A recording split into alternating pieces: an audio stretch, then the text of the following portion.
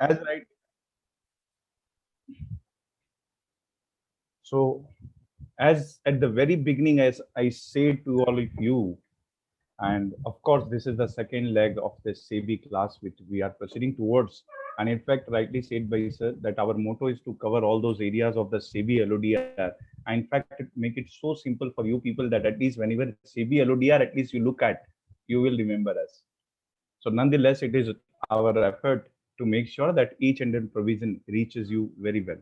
And that's why maybe I will try my best to to take you through the major areas. But still, if some of the areas are left, then we'll maybe conclude in the third one in a short session.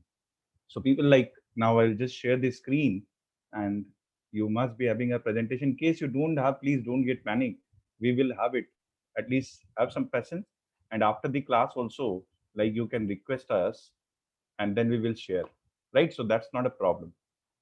Now, coming to the sessions itself directly, because I'm just telling you that yesterday we discussed about a lot on the other provisions, we discussed about the board composition, we discussed about the audit committee composition, we discussed about the roles and the responsibility of the boards. We discussed about the committee's role involved in the various other segments. So today, what we are going to cover is that the second leg, which I always consider bit dicey. Like what we are covering today, we are covering the related party transaction, and I will need your utmost attention because whatever the area we will discuss today, yes, of course, in each and every area, you will find something new for sure. So the first thing is the related party transaction under the coverage list. The second, you are seeing that we will be covering some of the compliances relating to subsidiaries. See, under the Companies Act, there are certain compliances, but not all, which are there in the LODR. And the third one, of course, relating to the other compliances, because being a listed entity, you are supposed to comply with a lot of regulations, like give this intimation, do this, give them information in advance, comply with this requirement. So all these requirement compliances are also involved, which is the third one. And yes, of course, there are certain disclosure requirements, like you need to make a disclosure of certain events, some major events which happen in your company. But why should we inform? We will discuss when we will be particularly to that regulation. And the last but not the least, there is a composite list that needs to be covered for the purpose of annual report. So these are the area which we'll be taking you through today. Let's start move to the related party first. See, the related party definition doesn't get changed. What is defined under the section 2, subsection 76 of the Companies Act remains as it is. It says a lot of list is there complete, a private company in which a director is there and holding some shares, public company, the KMP of that company, the relatives of the directors of that company, holding associate subsidiary of that company. So that complete list is there absolutely in the Companies Act and as well as in the accounting standard. But now, what is the next? The next is that interesting definition the SEBI LODR has included, that in case so far we are talking about downward companies, like if it is a my subsidiary, associate, or maybe the holding is like 100%. So after holding, if you look at the scenario, all are downgrade layers. Like I'm looking at one layer below. But interestingly, SEBI LODR has taken a new definition that they are also saying that the related party will include any person or entity which belongs to my promoter group and holds 20% in my company. Say, our case, we'll continue with our case. Our company headed by MD and Chairman CEO Mukesh Ambani ji. So whosoever holding company of ours will be covered. Our subsidiary company will be covered. Our associate company will be covered. Everything this company kind of a company will be covered. But interestingly, we may need to find one important fact here. The fact is that, say for example, Mukesh Ambani ji is having another entity and which controls 20% of mine. Listen to it me carefully that I'm not controlling that. That company holds 20% in my company. So here a new relation has developed. Means From downward, I'm saying now I'm going upward. Means the company which is holding 20% in me will become my related party. So far, I was saying that if I hold 20% or more, like associate, then it is my promoter company. If I'm holding 50% or more, then it is my subsidiary company. It will be a related party. But now they are saying ki upward means any company which is a promoter belonging company, if they are holding 20% in you, then of course you are becoming a, then that company will also become a related party for you. So that is a new definition which has come in under the SEBI loader regulation. It is of course that 20, like the regulation defines it very clearly to subsection 76 is there, but then under the SEBI LODR, the definition regulation 2 defines the related party very well and very clearly. Now next comes interesting to find out the differences between the related party under the LODR and related party under the Companies Act.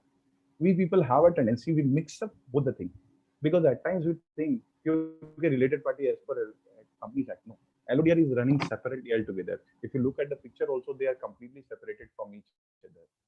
They look both on the different side under the related party concept of SEBI LODR. Sir, how they are looking at the different side or how their concept is that both different? The difference is that SEBI LODR says all transaction with the related party will be a related party transaction. Hear me clearly. SEBI LODR clearly defines any transaction with a related party will be a related party transaction. Right? So there is no dispute in the related party transaction. More so, they are saying, irrespective of whether you are charging the price or not, means forget about arm's length basis, forget about your ordinary course of business, forget about everything. Nothing to be done. Means here, do not apply that principle, sir, in arm's length basis, sir, in the ordinary course of business. Don't apply all this principle here. All this principle have to be kept aside. It is purely on the principle that yes, it can be like irrespective whether the price is charged or not, it will be a related party transaction. But if you look at the Companies Act scenario, that what is under the Companies Act, the Companies Act has a selective definition. What is the selective definition? The Companies Act has a selective definition defining under 188.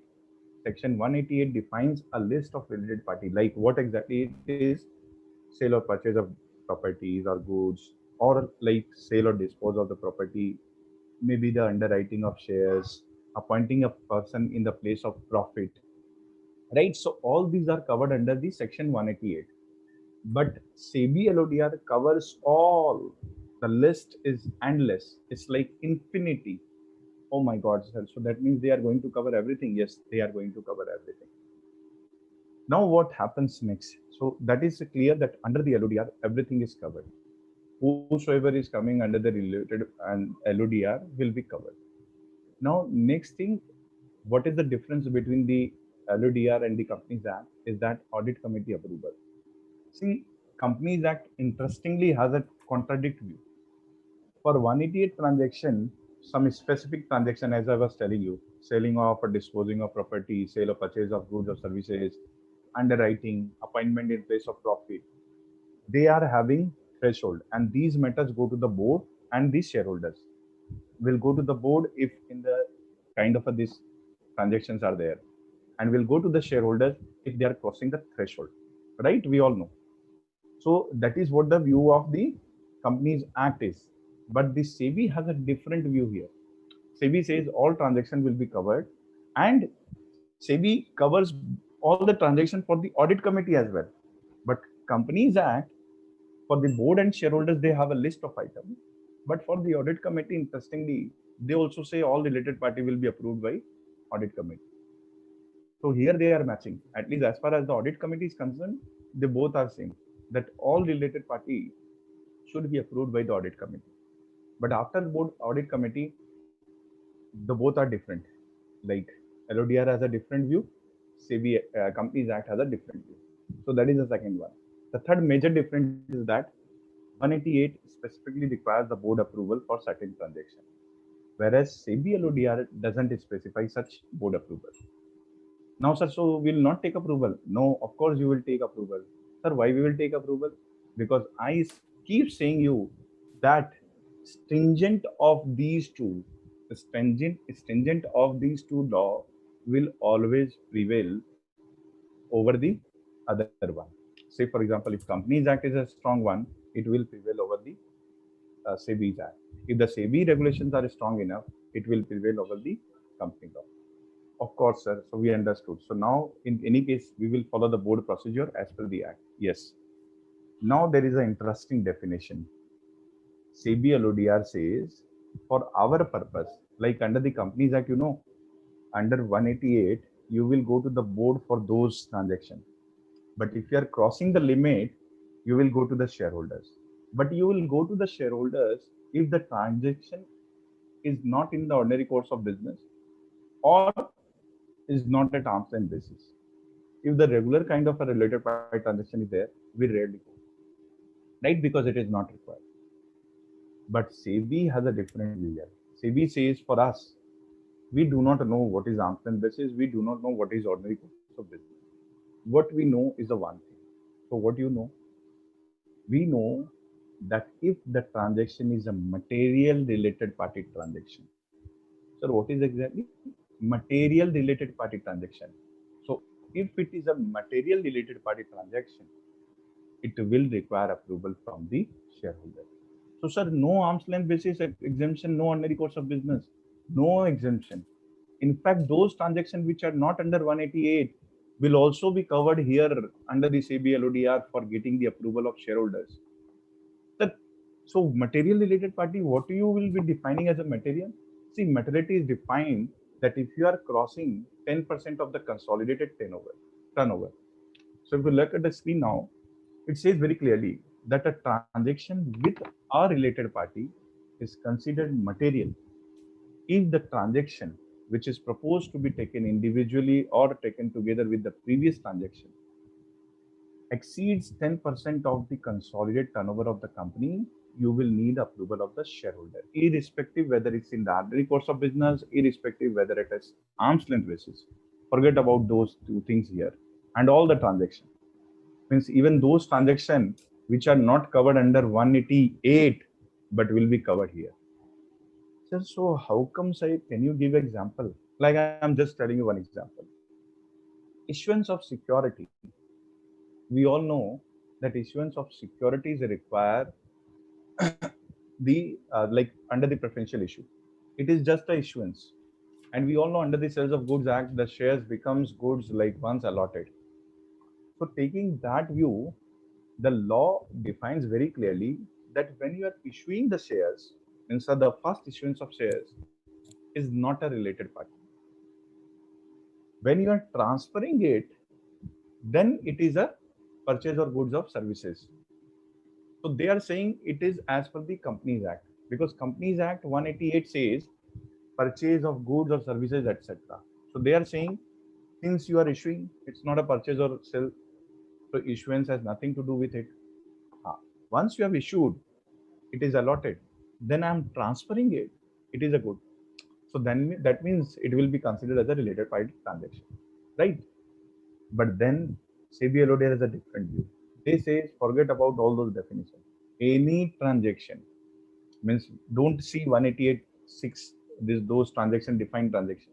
For us, any transaction, even if you are shaking hand with them in exchange of something, signing bond, etc., that will also be related party. So that means they are saying if even you are issuing the shares under the preferential issue, it will be a related party transaction. So, sir, it will be a related party transaction. Yes, it will not be a related party as per Companies Act. But if SEBI listed companies issuing, it will always write that yes, for them it is a related party transaction. And you know that if that is crossing the 10% threshold, then it will be treated as if material related party transaction. So, sir, now we have a one question. Like, say, for example, you are saying a one example is given on the screen itself. That say, a limited promoter wants to enter into RPT with the company XYZ listed company. Now both are entering into a transaction and both are related party to each other because they are saying clearly that RPT. They should keep in mind the threshold should not cross 10% of the consolidated turnover of each side.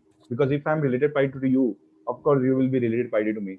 So by that way, we are related party. If that is developed from both the sides, then please check at the both the end. Otherwise, from which angle you are having a related party, check that only that you should not cross 10% of the consolidated turnover. Now, interesting point to be noted here is that this 10% is only for single related party, not for all. Because see, in my company, I will have 30 listed related party. Now, do you mean to say that with 30 related party, I have to enter within 10%? Never ever. I will always exceed them. Because of course, whatever turnover I will have, in case of promoter-based company, you will see at least 25-30% is because of between the transaction related parties. So in their case, you can't say, okay, sir, 10% cross ho gaya, we will go to the shareholders. No, 10% should be checked with respect to only one single related party. And that is why if you look at the definition also, it's very clearly defined that a related party, a transaction with a related party. And this is, that is a beauty of interpretation that you have to look at the law very clearly. That means individually. So you will take individual wise related party, not overall. And second more important thing is that the transaction 10% will be clubbed for entire year. You can't say one transaction because it is saying very clearly entered into individually or taken together during the previous year. So say for example, during this financial year, my turnover, the last preceding was the turnover consolidated turnover I will check as on 31st March. So as on 31st March, my turnover is 200 crore, right? And all you have can participate please through chat box. At least we will come to know the answers from you people. So 200 is my turnover. What is the threshold for me if I am entering into a related party transaction? What will be the materiality for me? Materiality for me will be 10% of 200. So what will be the exactly it is? It will be 20 crore, right? So 20 crore will be the threshold. Now say for example, I am saying today I entered with a transaction with A, right? I am taking one example A only. I have entered into a transaction with A for say for example 5 crore. I am within the limit. Tomorrow I am entering with the A for another 5 crore, again within the limit. Day after tomorrow, again I am doing 5 crore. So again I am limit, right? Day after means their day after again 5. Again I am in limit. But now I have reached 5 plus 5 plus 5 plus 5, 20 crore I have already reached with the single related party.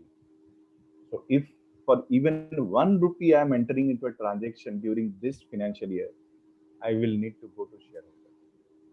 And that is what the material related party transaction is. So sir, so stringent it is. Yes, it is completely different from the Companies Act, having requirement of all related party go to the audit committee and having applicability on all related party transactions. Yes, of course, exemption from like shareholders approval here also is same between two government companies and holding or company into wholly and subsidiary company. This exemption is same, but it will go to all. So now, after hearing this, next question must be you people having in mind. He said everywhere you are saying that the SEBI is acting like a watchdog. They are monitoring you. So how they are monitoring here the related party transaction and how they are controlling the mechanism. See, SEBI is not going to leave you. They will be with you. Hum saath saath hai. What they say, they are saying now that you have to submit a statement of related party transaction half yearly. Every half year, you have to submit a statement of related party. And that too within 30 days of your publication of results. Like we all know, as listed entities, we are required to submit the results, right? We all know that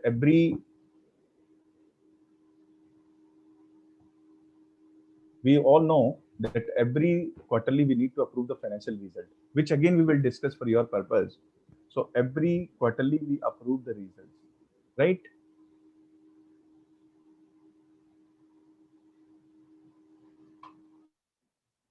Every quarterly we approve the results. So in case of approval of the results, right, every quarterly results, what is the procedure, sir?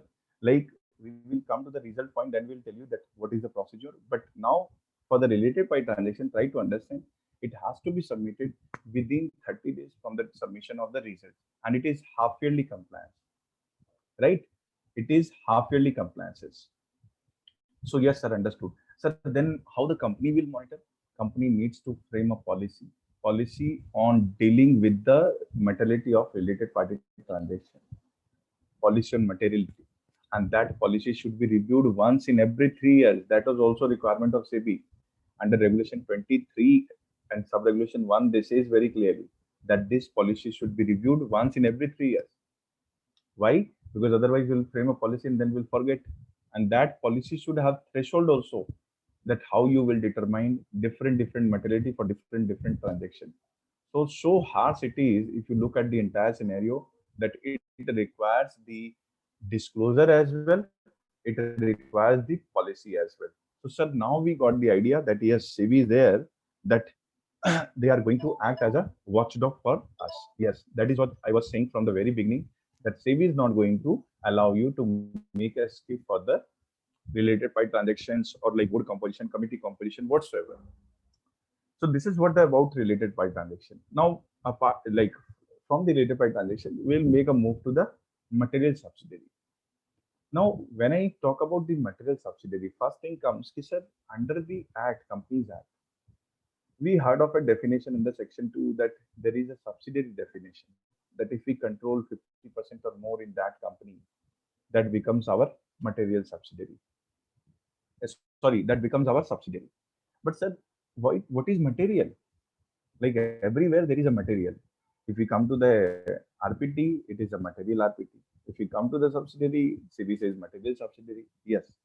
SEBI says, say for example, if one of your subsidiary gives you the consolidated income, sorry, gives you the income on net worth, which exceeds 10% of your consolidated income on net worth. See, both you will check corresponding one. Like you can't check, say for example, I will compare income with the consolidated net worth or the net worth with the consolidated income. No, if you are checking on the income basis, then check with the consolidated income. If you are checking with the net worth basis, then check with the consolidated net worth. It should be relevant one, corresponding one. Say for example, my entire consolidated turnover income is 200 crore. I'm keeping the same example. It's 200 crore. And one of my subsidiaries is giving me 18 crore turnover. Will it be my material subsidiary?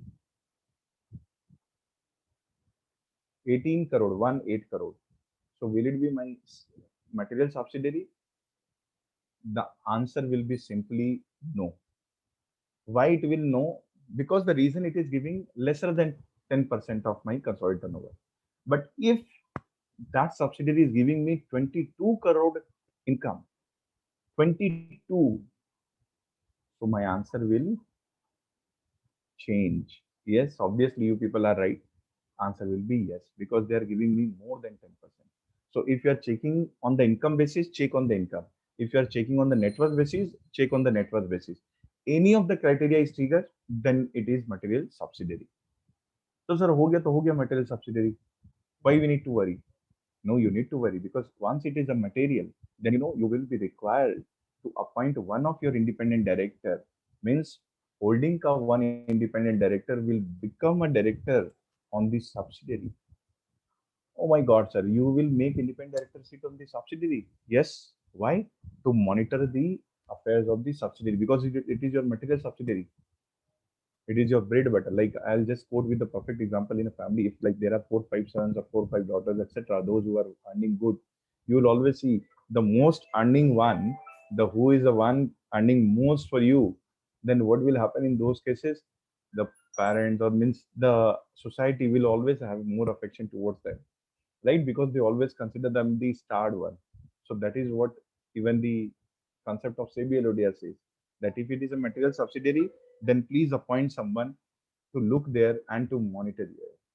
So that is a concept of material subsidiary, to appoint one independent director. The second one, it says, if it is a material subsidiary and it is incorporated in India, again, because see, material subsidiary can be outside India also. But the second requirement is for India, that if it is in India, then please do have a secretarial audit. So see, our gambit is getting increased. You will also be required to have a secretarial audit for that. So secretarial audit gambit has increased from which we have studied in our act. The listed company, the 50 crore paid up capital to 50 crore ka turnover, loan outstanding borrowing 100 crore ka, right? We all know these three limit. So plus listed company. So apart from this listed company, even if it is a material subsidiary, whether listed, unlisted, forgot. Whether paid up capital is matching or not, forget. Whether 250 crore ka wo turnover matching or not, forget. 100 crore wala matching or not, forget. Then also it will require a secretarial audit. So be happy. And who will conduct? Company secretary in practice. So that is a new thing coming into the kitty. Secretarial audit of material subsidiary. But it is only material subsidiary in India. I'm repeating again, in India. And here, wherever you will look, this person hand is coming with a mic. Please do not that it is amendment.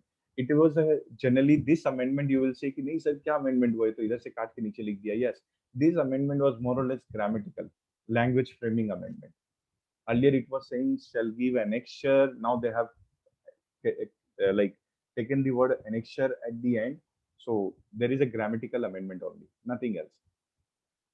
Next interesting thing in this material subsidiary, once you are having a material subsidiary, then your company should have a dedicated group governance committee. Sir, what is this new committee? Yesterday you were talking about somebody, some else committee, some in the session you have told about number of committees like risk management, audit committee, NRC. Today you are giving a new name. Yes, corporate governance committee, that group governance committee. Sir, what is group governance? Because they are saying that now since you are a material subsidiary, you should form a good governance committee so that all the activities of all your subsidiaries are being monitored from time to time. Otherwise, any of the subsidiary if default, then of course penalty will come on you as well being a promoter.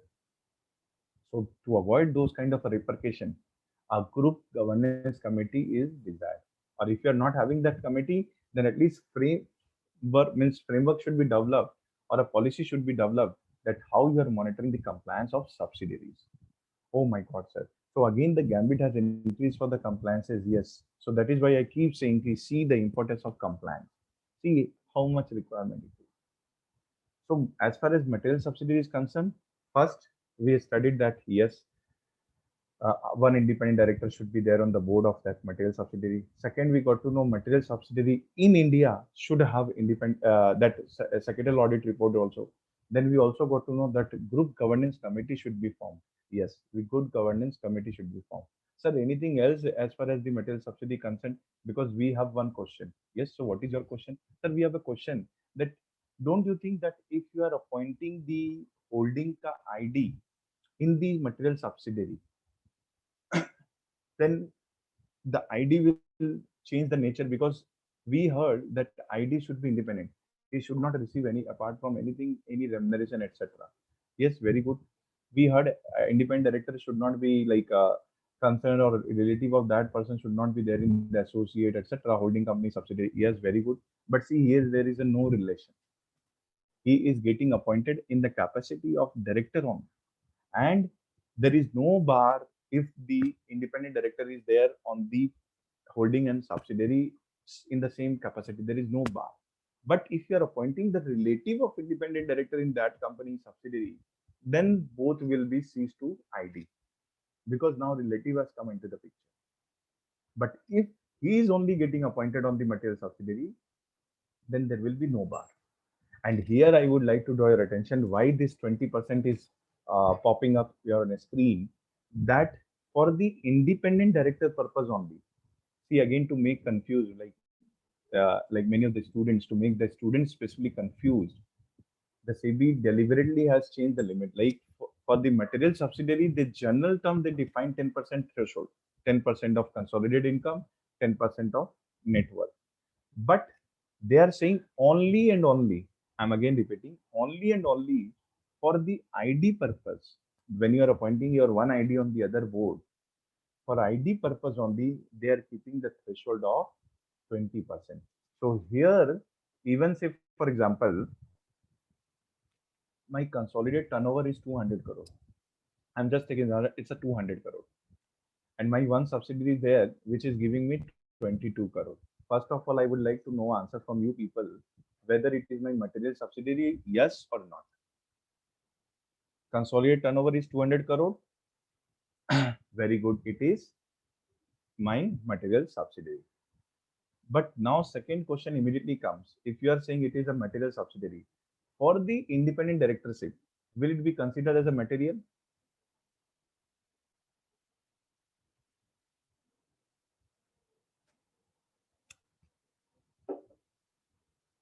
For the independent directorship, it will not be considered as a material. Only being reason because here for the directorship, I will take a percentage of 20%, right? Very good. So, sir, so as far as you told about this, we are very clear. And you told about the group governance committee. Sir, why not apart from the group governance committee, the this company like the material subsidiary should be examined by the holding company from time to time? Yes, very good suggestion. And since you have suggested, SEBI has immediately incorporated it, isn't it? Why? Because SEBI says that their significant transaction should come to the board of listed company. The board of listed company should also examine their financial statement, and they should also review their minutes from time to time. Of course, minutes are also there covered under the secretarial standard, but regulation 24 sub regulation 3 of the SEBI LODR says that minutes should also be reviewed. They should review the financial statement, etc. Right? And there is a one restriction they have put on the board of listed company. What is the restriction, sir? The restriction is very clear. They are saying that if it is your material subsidiary, you should not reduce your holding to less than or equal to 50% without shareholder approval. Sir, why they should bar? They are not barring you. They are saying if material subsidiary you are reducing your holding, then if it is resulting to equal or less than 50%, then go to the shareholders. Sir, here also you have given the hand pick and mic. So there is amendment. Yes, on the 5th May 2021, again there was amendment. Sir, what is the amendment? See, earlier the language was less than 50%, right? So less than 50%, say for example, I will say what I will do. It is saying if I go less than 50%, then I should go to the shareholders approved resolution. Try to understand this phrasing practically. See, the main concern of the SEBI LODR is that if it is material subsidiary, please continue it as a subsidiary because it is your material braid earning company. It is a very good company. So continue it as a subsidiary. Don't dispose it off. But if you are disposing it off, then shareholders approval, right? So they said if you are going less than 50%, but what happened? People do take advantage. I will make exactly 50. So once I go to the 50, then it becomes my 50-50 JV.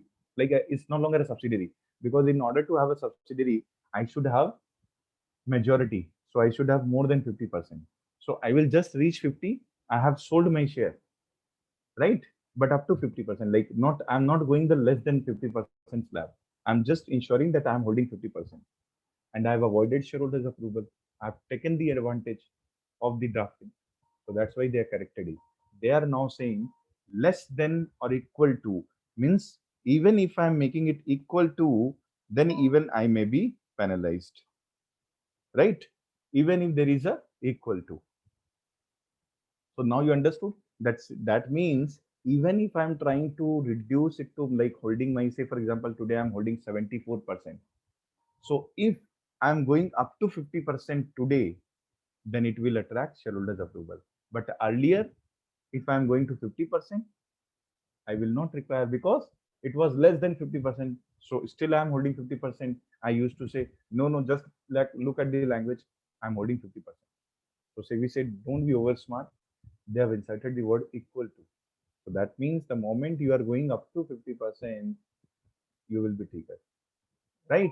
So they want to say continue it as a subsidiary, or if you are ceasing or making it as a cease to be subsidiary, then first go to the shareholder. But there are certain exemptions. Two exemptions are there which are highlighted in your screen. One is relating to the IBC, that if there is a disposal of subsidiary or if there is some kind of dispose of shares pursuant to IBC plan, of course it is exempted. You don't need any approval. Or it is for the means from the perspective of the disinvestment, then also it will not require any approval, right? So that is what about the material subsidiary. So sir, material subsidiary, only these things are required? Yes, only these things. You need to have one independent director. For that, 20% is there. You need to have a group governance committee. And for material subsidiaries in India, please have a secretarial audit report, right? Now, next important transaction comes. We have discussed with the RPT, we have discussed all about the material subsidiary. The next come, the SEBI will monitor, SEBI will also check that how the market is regulated. Because more important for SEBI is to see the regulation of market. The SEBI LODR has been created with the intent of keeping investors' relations in mind or investors' disclosure in mind. So what they are saying for the investors, you should inform certain information prior. Like my board, say for example, is going to consider the right issue or is going to consider the results.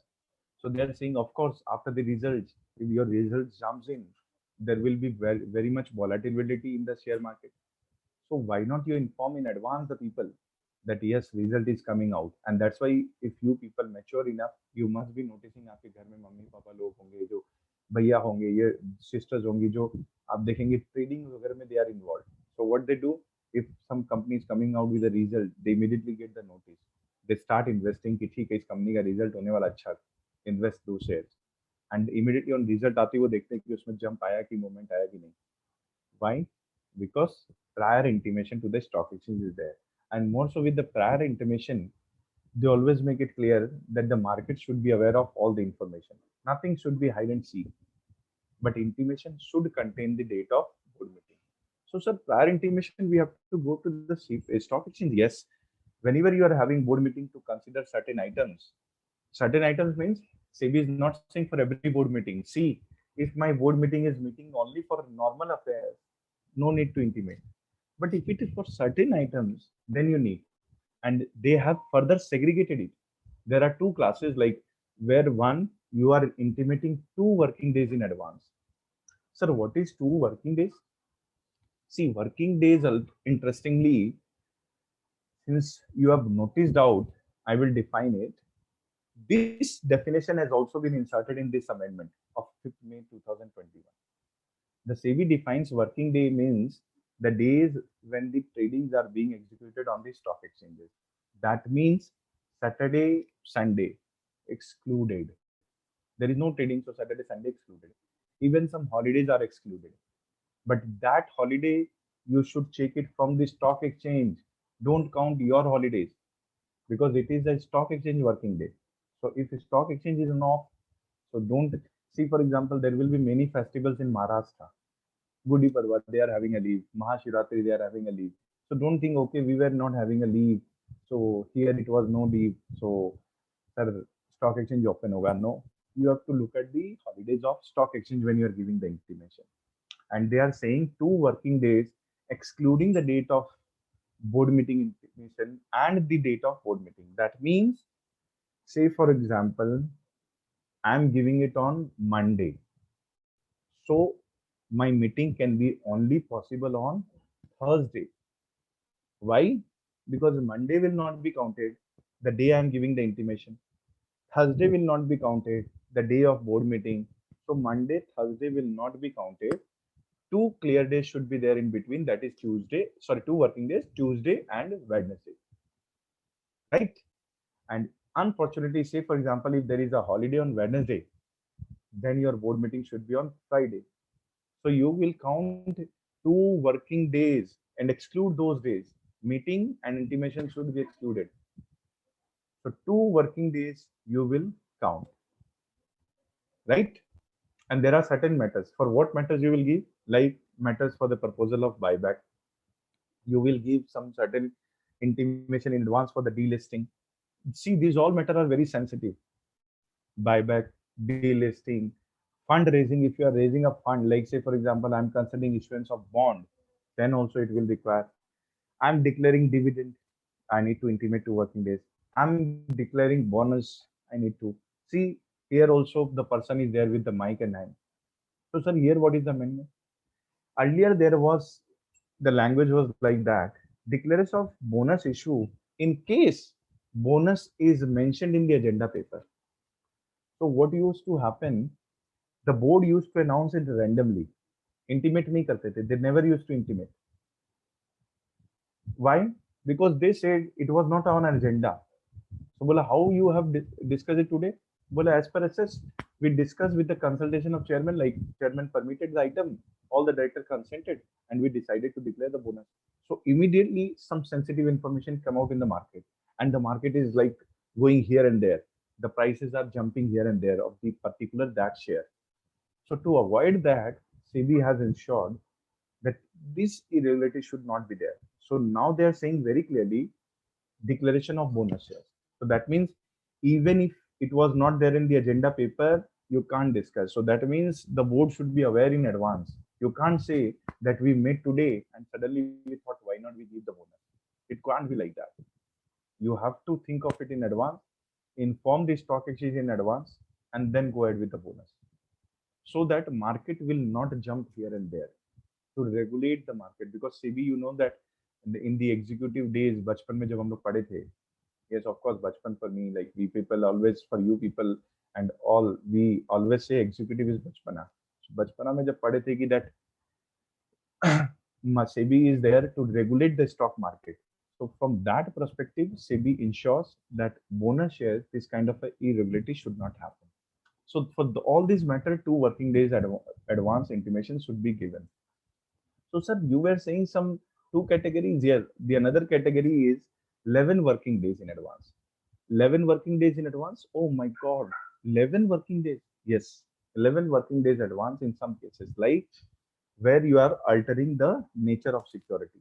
Say, for example, I'm varying the variation of rights, then I will give the 11 days advance, right? If, say, for example, I'm varying the rights of the bonds, variation of bonds, then I will give the 11 working days advance. So 2 working days advance, 11 working days advance in notice, right? So sir, it is again working days? Yes, again it is working. So it might be running into like all Saturday, Sunday you will exclude, and then you will exclude the holiday. So effectively, maybe day-wise calculation, this 11 working days will come around 20 days, right? I'm just roughly sharing with you. So you have to advance intimate the stock exchange of these events. Sir, my board meeting is just, say, for example, is meeting just to discuss a certain like urgent item for the budget of the company. Of course, then it is not required to be intimated because it is not in the list. But if you want to inform as a good governance, inform it. There is no harm. See, informing the stock exchange of a lot of things. Stock exchange says it's good. You keep informing us. But then, of course, certain informations, not all the information, right? But those list which is there in the 29 regulation, you have to inform. But which is not there, please, not necessary to inform. But governance wise, you can think of it. Like as I given the budget example, if you're having a budget meeting, it's up to you, right? Now, sir, तो meeting तो हो गया. After this meeting, we heard of some disclosure requirement that under regulation 30, we need to make a disclosure to the stock exchange that this happened. We discussed this on our board meeting. Yes, of course. When you are informing the beginning, why not you will inform the conclusion? वो तो वही बात हो गया, you started a web series and you have just seen the first episode and then thereafter you are not moving to the next. So वो interesting हो जाए तो होता है ना, last तक जाते हैं. So if it is interesting, you have informed at the very beginning, then you will go till the end, right? So now moving to the next regulation 30, the disclosure which I was telling you about, you all can see on the screen that SEBI requires that there are certain disclosures which you need to inform to the stock exchange. Don't keep anything with you. Stock exchange say inform the public in large so that we'll get to know. Even not only the meeting outcome, if something major happened in the company, that also should be informed. So they have defined it very categorically, and out of their entire regulation 30, what we have presented or jotted down for you is in convenient way. There are two segments. The one it says within 24 hours should be disclosed. The another segment says within 30 minutes of the board conclusion of board meeting. Now within 24 hours means say SEBI says there will be some material event which may happen. So those event may also be informed to us. For those events, they have given you the timeline of 24 hours. That please inform me within 24 hours if something like that happens. And for other items where the meeting has happened, like say for example, you can see on the screen on the blue box that if the board meeting was for the purpose of like dividend, financial results, buyback, bonus issue, etc., then we immediately within 30 minutes of conclusion of meeting we do inform, and we mention the time also. Like we mentioned that the board meeting is started at 1 o'clock or 1 a.m. or sorry 1 a.m. It can't be 1 p.m. and the meeting concluded at 2:30 p.m. So they check that whether from 2:30 you have submitted within 30 minutes or not. So there are two segments, right? Certain events within 30 minutes, certain events within 24 hours. For the 24 hours, again they have segregated into two units. Means under the 24 hours, they are saying, see, when they are saying the material event, the problem may arise for me. How? Because how I will know that yes, this item is a material or not? It will require certain time, or maybe it is subject to my testing. Like for you, it may be material, but for me, it is not material. Say, for example, my company's turnover is 10,000 crore, 10,000, and I have received an order for 500 crore. So for you, it will look like, oh, 500 crore again they have received. But for me, I will say as a management, oh, it's for 500. Nothing matters. It's just like 5%, right? So it will keep happening for me. So in those scenarios, SEBI encourage that you should have a policy for determining the materiality. Sir, again a policy? Yes. A policy for determining the material RPT and a policy for determining the material subsidiary as well. I will just like to add here because we, at that point of time in the discussion, we have left that one policy should be there that how you will define it is a material subsidiary. So definition तो है ना, but उसके साथ साथ how you will monitor the material subsidiary, how the monetary subsidiary will function in your guidance, everything should be there in the policy. So policy on material RPT, policy on material subsidiary, and policy on materiality event. That how you will say that the event is material, right? So for that also they have given the 24 hours deadline. Now under that there are two segments. The one says deemed material, second says you decide. Why deemed? Because SEBI says you people are very smart. You will always say, no, no, we have thought that it is not material, so we have not disclosed. Right? So SEBI says no. There will be certain events which will be considered for us as a deemed material. What is deemed material? Say, for example, some major litigations, right? Which may put a question mark on the ongoing operation of the company. Say, for example, you have received the IBC order. Insolvency and Bankruptcy Code, you have received the order from NCLT saying that IBC has been proposed, an insolvency professional has been proposed to be appointed on your board. Right? Now you will say, yeah, for it saying material because we know that we will go to NCLT and we will win the case. Might be. That is a situation. You may go and win the case. We are not stopping you. That is up to you. Win the case. That's a good. We will be happy. But then it is a deemed material. You can't say it's not a material. Second, say for example, I'm considering some acquisition. You will say, sir, I'm just acquiring a small company, sir. Sir, turnover 2 crore. And this company doesn't have anything. Might be for you, it's a not deemed material. But SEBI says it's a deemed material because it is a kind of a restructuring acquisition. So inform us immediately. So you don't check the materiality there. This will be deemed material. And there is a complete list given in the schedule 3 part A. So this is the deemed material. And there is a circular in the September 2015.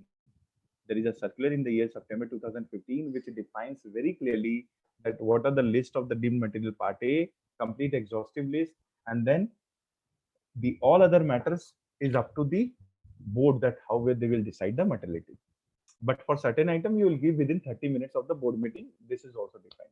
Now question comes, ki, sir, Here also we thought that there is amendment. Yeah, I'll correct you that there is amendment. 30 minutes under the regulation they have deleted.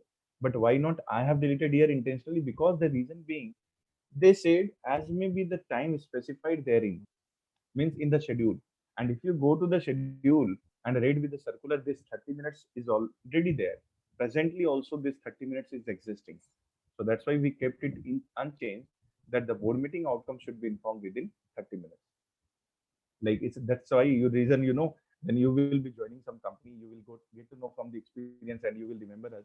Like what happens after the results, and those who are working professionals here, they must be pretty knowing, or those who are watching us through the video mode, they will also be knowing the fact that when the board meetings are over for the financial results or the dividend, they just keep running for the scanner and then scanning it immediately and then uploading on the portal, because the 30 minutes timeline is after you. It's like Yamraj sitting on your head. So now we understood, sir. Apart from that prior intimation, they are very particular about the event disclosure. Yes, they are very particular. In fact, a lot of disclosure they do require. Sir, but one thing again, our question remains same. How we will determine the materiality? So you just know I told you the answer, that the board will decide, right? And how the board will decide? The regulation 30, sub regulation 5 further clarifies it very clearly. That see, you can authorize your KMP, because see, for example, if I have received the order for 100 crore today, how I'll determine it whether it's a material? Some order may be material. Say, for example, if I received the export order, it may be material for me because I am getting into export. So how it will be determined? The board will authorize one or more KMP. Now feel pride because we all are KMP. So one will authorize the KMP to determine whether the transaction is a material or not, right? And these disclosure will be made accordingly. Now SEBI has mandated, if you look at the bottom, again Mike and that person is there to make you aware of the amendment, that now the SEBI mandated that whosoever the authorized personnel are authorized by the KMP, authorized by the board to determine the materiality, the name of and the contact detail of those person should also be updated on the website. Please keep noting immediately, because these are the something new developed. And then one important thing in between you are reading, that whatever disclosure you are giving, you will have to give a disclosure. You have to put a disclosure on your website, and you have to keep the disclosure, for a minimum period of 5 years. My goodness, sir, so much for 5 years. Yes, for 5 years you will keep those disclosure, and there should be another policy. Sir कितनी policy बनवाएंगे sir आप, हम लोग थक जाएंगे sir. अभी तो आप बोले पॉलिसी ऑन मर्टिलिटी आरपीटी बनाओ, फिर आप बोले पॉलिसी ऑन मर्टिलिटी सब्सिडी बनाओ, then you said policy on mortality बनाओ, now you are saying archival policy बनाओ. यस, हम लोग आर्काइव करते हैं ना डॉक्यूमेंट्स को, तो आर्काइवल पॉलिसी बनाओ कि आर्काइवल पॉलिसी में जाने के बाद डॉक्यूमेंट को how long you will keep it there in the archive box and then you will destroy it. Oh my God, sir, so much policy. Yes, the regulation 30, sub-regulation 8 says about the archival policy. Sir, it's really pathetic. But yes, we understood that how the market is being regulated, CB control is very well. Yes. And that is why, that I would like to take you this small, like just in 1 minute, I'll brief you this presentation. That in fact, recently when COVID-19 has we all know that this pandemic is creating a problem for all of us.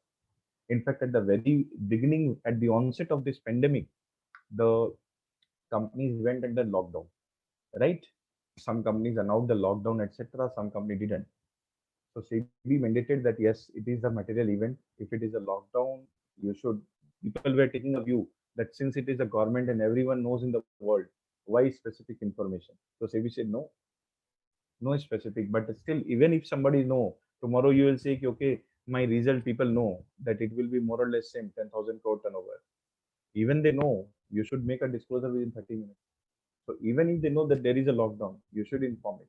And more so, SEBI indicated one thing that is major in the next slide. If you look at the screen, they mandated on the companies that impact of the COVID-19 also should be informed, because that most of the company will be affected adversely, and might be some company will continue to operate because they must be in the continuous process like tea, like say for example hospital industries, or maybe say for example automobile industries, they all are in the continuous process. So if those are the continuous process, they will not have any impact. But if you are having an impact, then SEBI mandated give a disclosure of the impact also. Make the people aware that what you are going to suffer. Make the people aware that what can be the repercussion. So see, that is how the SEBI not only asking you prior information, prior intimation.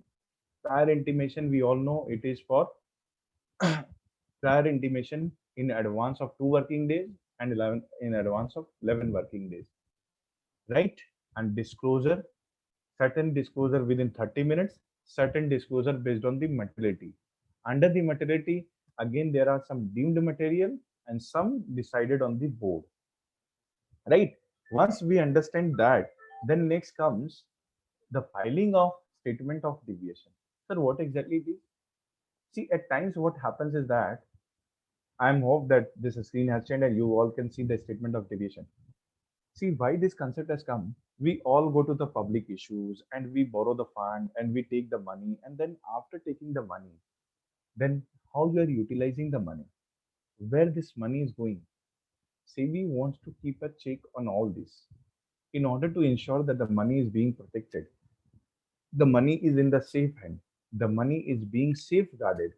SEBI mandated it very clearly that there should be some statement which should be filed by the company on ongoing basis. And that is why if you look at the screen, you can see that there are boxes which says very clearly that if you have like the stock exchange on a quarterly basis for any public issue, right issue, etc., you will define indicating that whether there is any deviation, because the purpose for which you utilize it means you have borrowed the money. Because when you go to the IPO, I'm sure that all of you must have invested sometime in the IPO or maybe read about the IPO. When the IPO came out, they come out with the projects. So if they are not investing in the project, if there is a deviation, that deviation should be mentioned. Or if there is no deviation, then what is the like amount they have utilized so far, what is the left amount, and how they are going to utilize it. And they will continue to give this disclosure till the time the complete utilization is there. So it is an ongoing process, ongoing, and it will continue. Sir, but it will continue till the utilization, yes. And of course, see, it's never think people do think. I have at least in one seminar I faced a question on this. One of the like I got the answer from the participant that, sir, whether say for example company is going to be for 100 years or 2 years, it will continue. No, because say from IPO I will raise say for example 1,000 crore, and if the project is already there defined, I will, because in IPO we give a commitment of project completing 2 or 3 years. So if I have invested already in 2 3 years, so it's only for the matter of 2 3 years, right? Not for the lifetime. Till the time process is utilized, and this is under Regulation 32, and it has a new amendment which you are seeing that again in the like mic is there to make you aware. What is the new amendment? It says earlier there was a requirement that if the listed company has a monitoring agency, the company will submit its report through monitoring agency, but then timeline was not defined. So if you look at the RAID in, you will get the timeline. There is a dedicated timeline now that within 45 days from the end of quarter, you will submit this declaration within 45 days. And where it is written in the Regulation 32 itself, sub Regulation 6. So at least a timeline has come when you are filing the statement of deviation. So see, we are filing the prior intimation, we have filed the disclosure, we have filed the statement of deviation, etc. So now I will give you some relaxation from the filing part. I will move towards the another interesting area which we generally keep hearing in our life. Like we know, कई बार question कर देते हैं, once a promoter is lifetime, once a promoter is lifetime a promoter. People do think, because many times I heard once a promoter is always a promoter, once a public is always a public. No, there is a process of declassification. See, public can become promoter by way of open offer, and promoter can become a public by way of some certain compliance with the regulation. There is a dedicated regulation 31A. 31A is the dedicated regulation for this purpose only, which says there will be reclassification. That means from public to you can become promoter, and from promoter you can become public. Like say for example, today I'm public, but if I make open offer for some company, I will be assumed the category of promoter. And if the promoter of a particular company want that I should not be shown as a promoter, why should I be? Then they can become public, but subject to certain compliance, subject to certain obligation. Sir, why they want to become a public? Because the reason being, see, if something goes wrong in the company, who will be held responsible? Promoter. If something penalty comes on the company, who will be held responsible? Promoter. If company needs to pay some money, who will need to pay money? Promoter. If the company needs fund, who will give the fund? Promoter. Sir, if the promoted company needs to be driven, who will drive the company? Promoter. So promoter wants to relax them. That in case they think that no, I'm not like that major holder of the company and I'm not driving the company. So they should be classified as a public. And for that, when the SEBI has come out with the regulation, means particular 31A, lot of company has moved the application before coming the regulation, because when they got the news about the SEBI board meeting that they are considering it, they have submitted a application immediately to the stock exchange. But the stock exchange said no, wait for the regulation, let it come, and then we will consider your application. So then regulation came, and the regulation has a very well defined mechanism to follow.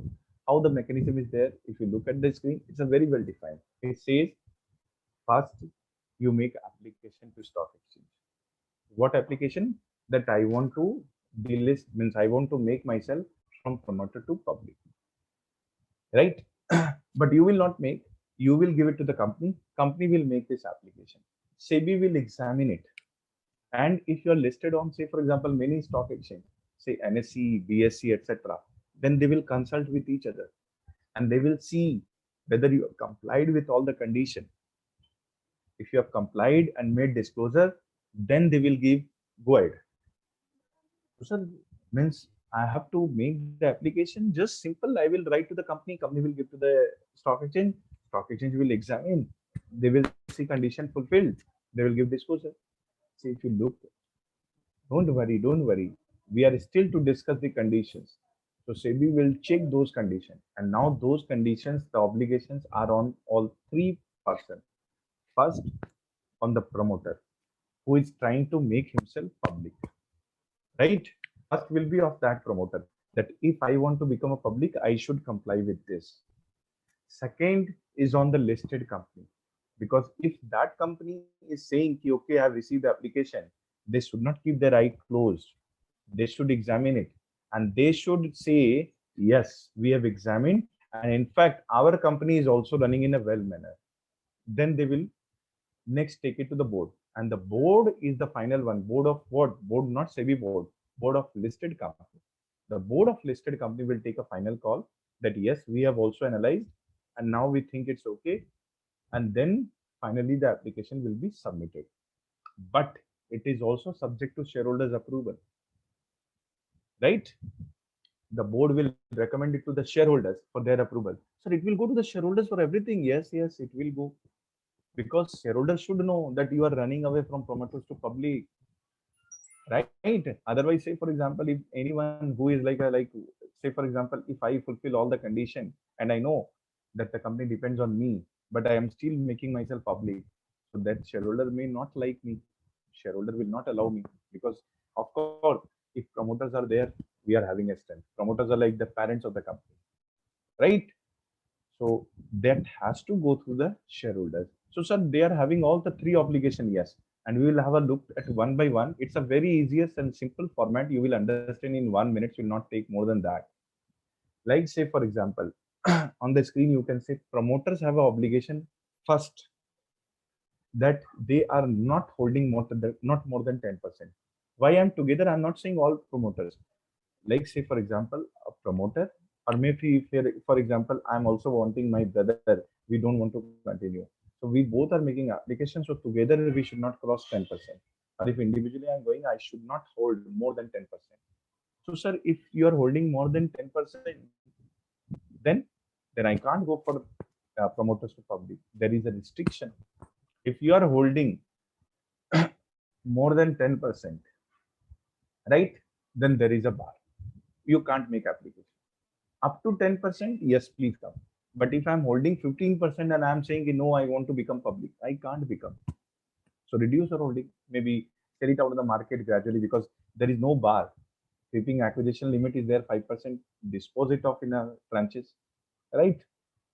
But 10% is there, up to 10% you can be allowed. Otherwise, SEBI doesn't allow every promoter to come and make this application. So first criteria should be fulfilled. Second, of course, their control should not be there.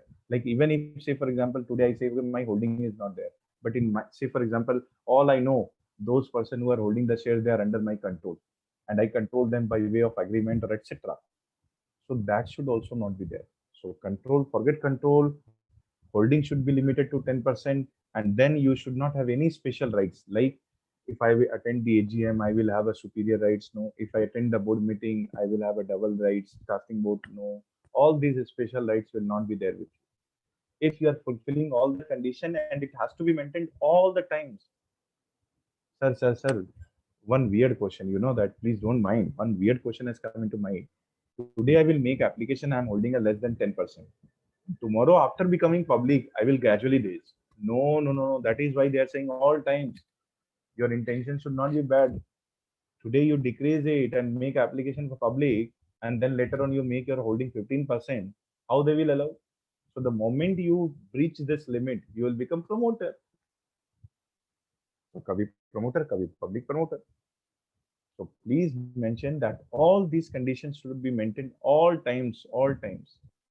And second is that you should not be on the board of the company. You should not act as a KMP for minimum 3 years.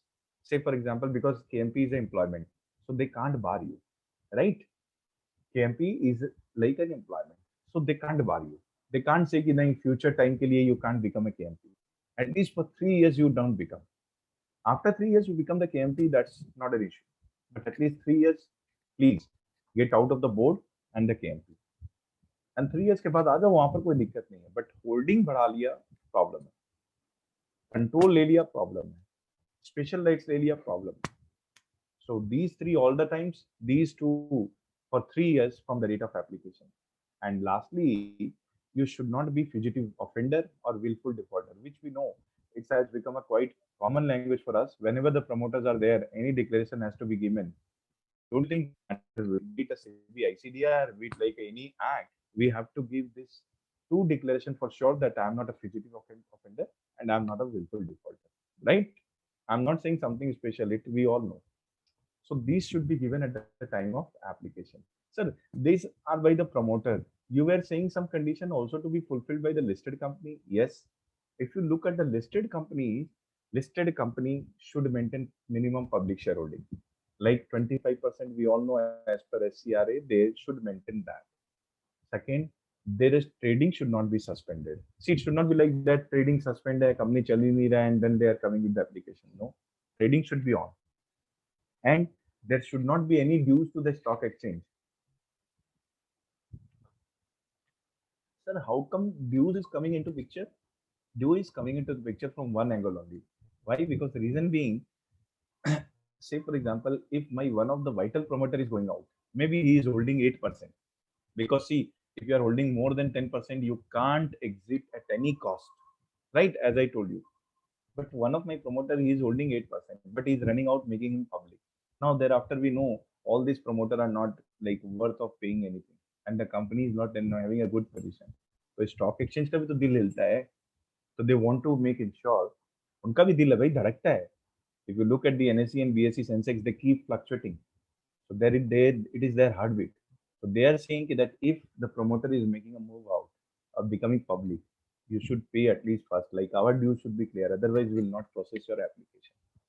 So, sir, this is all about by the for the listed company. Yes, it is for the listed company. The previous one was a for the promoter. So, see, all are complying with the condition. Otherwise, reclassification is not allowed. Sir, but you were saying some condition to be fulfilled by the board as well. Yes, rightly for the board as well. See, board has certain obligations. The board first will properly analyze the application. Then board has to accept request earlier of the next meeting or within 3 months. So board has a maximum timeline. You know that if means immediately they have to take a next meeting or 3 months earlier. So say for example, today they have received the request after their meeting, board meeting. So now their board meeting will be after, when say for example, within a gap of 120 days, but they can't wait till then. That means within 3 months, immediately from this day, they have to have another meeting to assess their application. So that timeline is there. And then board will call a shareholders meeting. Interestingly, here again, person has come with the mind. So, sir, again amendment? Yes, again amendment. Sir, what is the amendment? See, earlier the process was that I will give you the case study also, which will make everything clear for you. And you will be happy after this case study that yes, understood very pretty well. Earlier, like there was a gap of 3 months and 6 months. It was saying that the gap between the gap shareholders and board meeting, like today I had a board meeting for this request. Means first, let's go one by one. First, I received the application. So I should have it within 3 months or the immediate next meeting, board meeting. Say, for example, day after tomorrow, my board meeting is there. So I said, okay, I will put this request at the board meeting. Okay, I done. Day after tomorrow, I had a meeting in which I have also gone through this application. After going through, there was a gap that you call a shareholders meeting at a gap of at least 3 months, right? And not more than 6 months. So that means even if you have today or going to call a meeting, you have to wait for the shareholders meeting 3 months gap. Why this 3 months gap was given? So that the board can take a final call that yes, they are okay and they should be proper analyzed and then properly decision that yes, we should allow. So they've given 3 months minimum. Means prior to 3 months, you can't take approval of shareholders. Only after 3 months you can go to the shareholders approval, and within 6 months. So that means you have to wait for a longer period. But now the SEBI has reduced that, and that is the amendment on 5th May 2021. That SEBI said that this gap should be that the board should call a shareholders meeting at least after a month and then within 3 months. So they have reduced, but yes, of course, minimum 1 month is there. And of course, minimum 1 month SAV, in any case, it will be there. Because if today the board approves, you will prepare the notice. Will Of course, notice will be approved in this board meeting. But again, notice will be like properly checked and properly comma, full stop, everything will be done. Printing will be done, and then it will be dispatched. Then 21 clear days. So overall, at least 1 month in any case will come. So that is why they have said that minimum gap should be 1 month and the maximum gap will be 3 months. So that timeline has been reduced.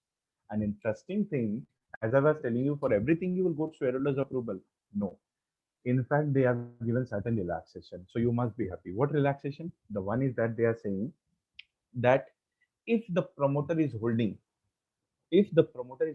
even not more than 1%, say for example 1% or less than 1%, then they are saying for 1% you will go to the shareholder.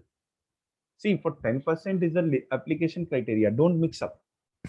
10% is the application criteria that after 10% you can't seek classification at all and you have to go shareholders, right? But then they are saying for 1%, of course you will make application, but why to go to shareholders? Because you are holding 1%, or say for example 0.5%. So they're saying for 1%, if it is not more than 1%, please don't go to shareholders. Don't make the process cumbersome. Only the board will approve and then proceed and make application to the stock exchange, right? Or in the case, say for example, what happened, husband, wife are there, and because of the relation, wife has become a promoter. Now, since wife has divorced or husband wife divorced, very disheartening news. आप लोग इतना मत सुनिए. So if they have divorced themselves, why the husband or wife should continue to be shown as a promoter? Maybe wife will not like to continue to be shown as a promoter. So they will write it immediately. The wife will make application to the board that it is pursuant to the divorce, and now she doesn't want to be classified as a promoter. So then this matter will not go to the shareholders, because shareholder थोड़ी नहीं सुनने बैठे घर घर की कहानी. उनको थोड़ी नहीं सुनाओगे घर में झगड़ा हुआ एक दिन बहुत जोर से झगड़ा हो गया फिर डाइवोर्स हो गया, बताओगे शेयरहोल्डर को? नहीं ना. तो सेबी सिंह की दिस इज योर इंटरनल मामला, बोर्ड तक ही रख के सब उल्टा दो, बोर्ड में घर में बात हो जाएगी, right? So this is the process. So how the process flow started? Like as I told you, first see the application has come to the board, but promoters should fulfill the criteria. Then only they should come to the board. Otherwise, board will reject the application. The board will see, board will analyze, board will recommend to the shareholders. A period of minimum 1 month is there to call shareholders meeting and maximum 3 months. And then there will be a board meeting, a shareholders meeting to approve this. But in certain item, you will not go to the shareholders, right? A similarly case study, as I was telling you, I'll just show you. So make it very clear that see, there is a case of Sequent Scientific Limited. How exactly they started? This company was basically considered as a promoter of Stride Pharma Science Limited, and Stride Pharma is a promoter-based company which is listed on NSE and BSE both. Right? It was so Sequent Scientific Financial Limited said that I don't want to be continue as a promoter. Why? Because it said the two-person, Mr. Arun Pillai and Mr. K.R. Ravisankar, those who were having the control, they are no longer the having control on this company. Like this company, which company? Sequent Scientific, the first company, which is making a request for becoming public. Further, it said, if you look at the last arrow, that pursuant to SPA, share purchase agreement, between Sequent and CA Harbor company, CA Harbor has become a new promoter of this company, right? So they are saying we should not be classified as a promoter any longer. So please remove us from the promoter list. So what they have then, earlier there was a timeline much more. So that's why see the intimation they made in the month of October. The board has immediately considered the request 29 October. But the meeting could held only in the March. You know that the reason they waited for 3 months, right? Because that time there was amendment was not there, and maximum 6 months. So they are conducting well within 6 months, right? So the minimum period they were maintaining, the minimum period they were waiting was for a period of 3 years, 3 months, and that's why they had a shareholders meeting in the month of March. Once the shareholder meeting was there, shareholders approved this. Immediately after the shareholders approval, they made an application to the stock exchange. Now the application role start. Stock exchange will review it and will see that all the dues you have paid, all the amounts you have paid, everything is in order. Then they will allow you to go ahead with the delisting, right? So now is the only thing this under delisting? No, pursuant to the sorry, this will allow you reclassification. I correct myself, not delisting. So now this is the only things that are required in the reclassification. No, apart from this, you need to make certain disclosures. Like disclosure, as and when it comes to you, you will make promptly available to the stock exchange. As I tell you that stock exchange is very much particular about the disclosure. Like regulation 30, we know disclosure of events. So they are saying here also, whenever you request from the public, request from the promoter to become public, disclose it.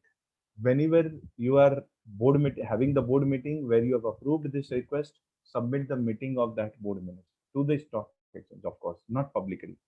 Stock exchange will see that yes, whether the board has properly analyzed it or not. Whenever you will get it approved to the shareholders, then go and make application to the stock exchange, third stage, right?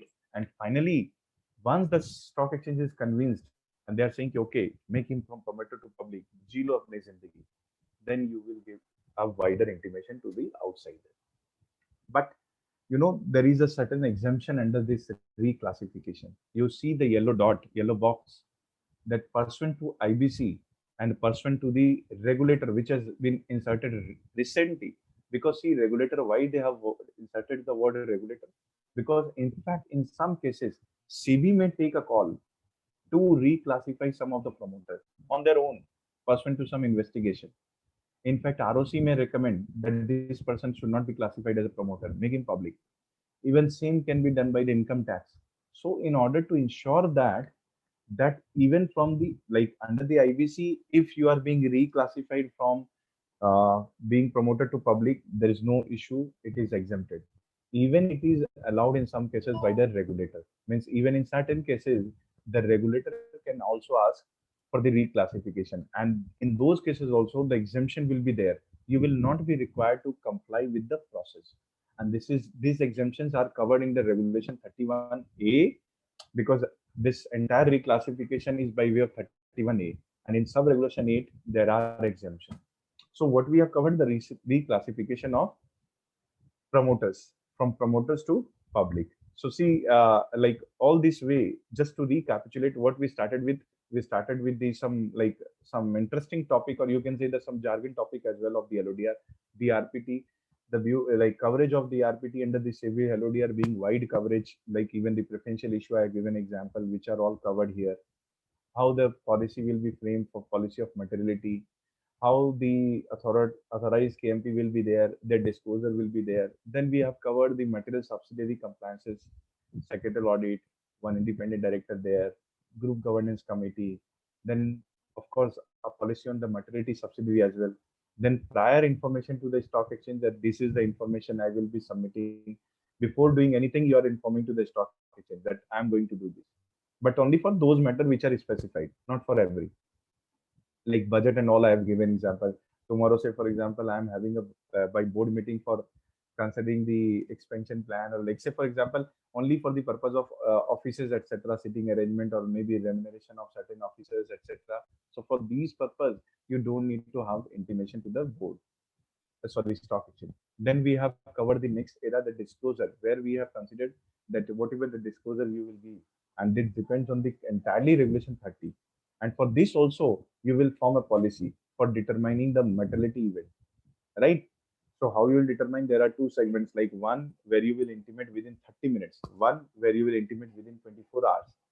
So 24 hours, we have seen two buckets, one deemed material, one where you will like think of it whether it's a material or not. Deemed material, we have shared some example, and where you need to think of means your KMP who are authorized will take a final call whether it's a material or not, but within 24 hours. Then we have covered the reclassification, that how the promoters are reclassified to the public. Certain threshold, that if these thresholds are matching, then only you can be reclassified as a public, right? So these we have covered the reclassification. And in short, like when you want to become, say for example, you want to become from straight away from public, you want to become a promoter. So your question will always be there, sir, how I will become a promoter? So of course, as I told you, it's very easy. Straight away through the process of this, like say for example, making open offer, I will become a promoter. So that's a very simple process that doesn't require the coverage specifically under the LODR. So in the interest of you people, because as we said that our motive is to make simple, means the topic or the coverage in a simple way, and that's why we are not in a hurry to run fast and to like just take you through the slides and saying that these are the regulation. No, we want you to be more stay focused and to learn the practical aspects, because we have been led with the coverage of the areas, like say for example the results we are yet to cover, because results is another area where a lot of documents are required, auditors duties are required, what are the annexures to the results, who will sign, then there are certain obligations with respect to the transfer transmission, then there are certain like policies, that how you will govern the policy. The meetings, shareholders meeting, you all know that it is governed by the CBLODR as well. There are some compliances with respect to the annual report, and some new disclosure requirement has come apart from the penal provision, because even after we read the entire CBLODR, unless or until we don't know the penal provision, it is incomplete. Rather, we should always start the topic other way, should start from the penal provision, because once you know the penal provision, then you will read the entire provisions very well. In fact, you will mug up, right? Isn't it? So that is why we thought that let it continue in our third streaming, or in the third session. I'll request Amish sir is there. So Yes. yeah. Thank you, Ravi, for such a wonderful session. Am I audible, Ravi? Yes, sir. Very much audible. Thank you, Ravi, again. And I think we will be having our next session tomorrow or day after tomorrow, depending upon the weather conditions in West Bengal. Yes, is it expected to come tomorrow or day after tomorrow? Sir, it is more likely to be day after. So okay, I think then it's better we complete the schedule session tomorrow itself. Yes. Because then there might be some internet problem for 1 or 2 days. So we'll try to do it tomorrow. So we'll circulate it and post it on our Facebook account also. Then when are we having the next session? Most probably tomorrow 6 p.m. or 6:30, whatever suits us. Thank you, Ravi. Thank you, sir. And I don't think any query in the chat box. So if yes, anybody has, because those who are in hurry, they can leave. But then the people, if they are having the questions, we can. Yeah, sure.